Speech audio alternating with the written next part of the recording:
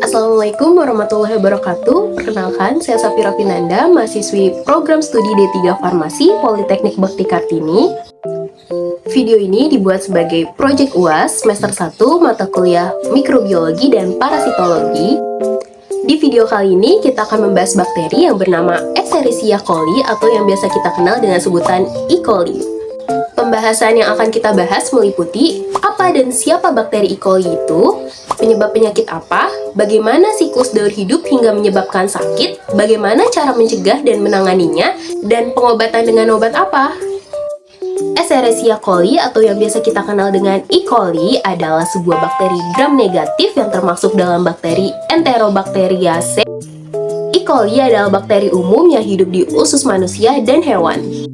E. coli berbentuk batang dengan ukuran berkisar antara 1,0 sampai 1,5 mikrometer, tidak motil atau motil dengan flagella, serta dapat tumbuh dengan atau tanpa oksigen, bersifat fakultatif anaerobik, dan dapat tahan pada media yang miskin nutrisi.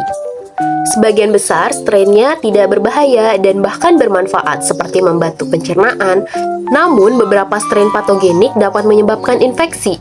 E. coli patogen penyebab diare atau disebut juga sebagai diareogenic E. coli atau DEC terdiri dari 6 jenis, yaitu Enterotoxigenic E. coli atau ETEC, Enteropathogenik E. coli atau EPEC, Enterohemorrhagic E. coli atau EHEC, Enteroinvasive E. coli atau EIEC, Enteroaggregative E. coli atau EAEC, dan Diffusely Anhedran E. coli atau DAEC. 4 jenis E. coli yaitu ETEC, EPEC, EHEC, dan EIEC diketahui merupakan bakteri penyebab penyakit yang berasosiasi dengan pangan menurut FDA tahun 2011. Bakteri ini ditemukan oleh bakteriologis asal Jerman bernama Theodor Escherich pada tahun 1885 dan sering digunakan sebagai indikator kontaminasi lingkungan.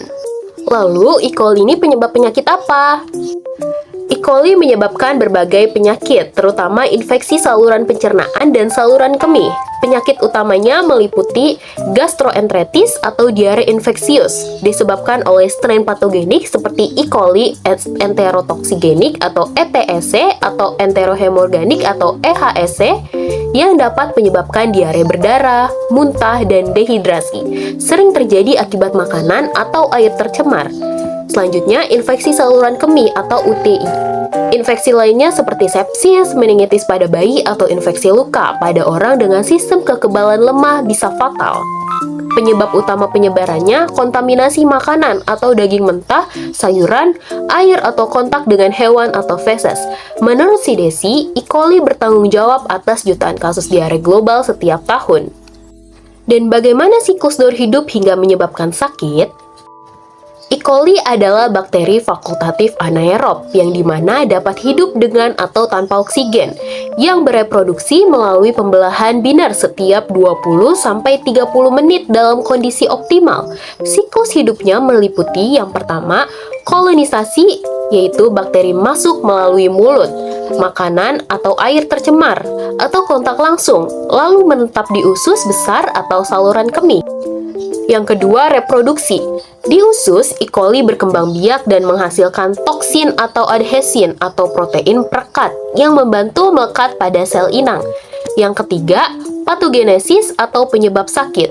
Strain patogenik melepaskan toksin, misalnya sigatoksin pada EHEC yang merusak sel usus, menyebabkan peradangan, diare, dan gejala sistemik. Pada UTI, bakteri naik kandung kemih melalui uretra, menyebabkan infeksi lokal. Jika tidak dikontrol, bisa menyebar ke darah atau sepsis. Siklus ini berakhir dengan eliminasi melalui feses atau pengobatan. Tapi bakteri dapat bertahan di lingkungan hingga berminggu-minggu.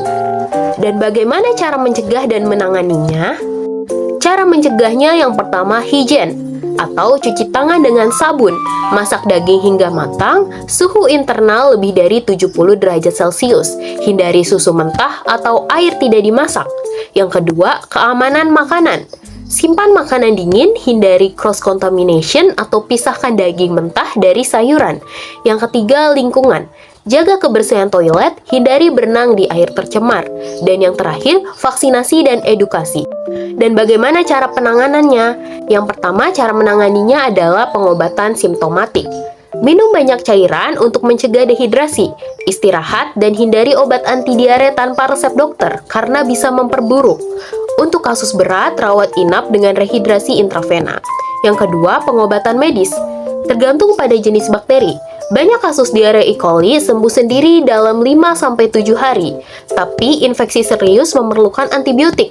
Pentingnya, jangan gunakan antibiotik tanpa resep dokter karena bisa menyebabkan resistensi bakteri. Dan yang terakhir, pengobatannya dengan obat apa? Antibiotik umum untuk E. coli meliputi ciprofloxacin atau levofloxacin. Dosisnya 500 mg 2 kali sehari selama 3-7 hari tergantung resep dokter. Selanjutnya ada trimetoprim atau sulfamethoxazole bacterium. Ini untuk kombinasi antibiotik. Alternatif untuk UTI, dosisnya 160-800 mg 2 kali sehari selama 3 hari. Dan selanjutnya, azitromisin untuk kasus tertentu, dosis 500 mg sehari selama 3 hari. Demikian pembahasan yang dapat saya sampaikan, semoga bermanfaat dan terima kasih bagi yang sudah menonton. Saya akhiri, wabillahi taufiq walhidayah, wassalamualaikum warahmatullahi wabarakatuh.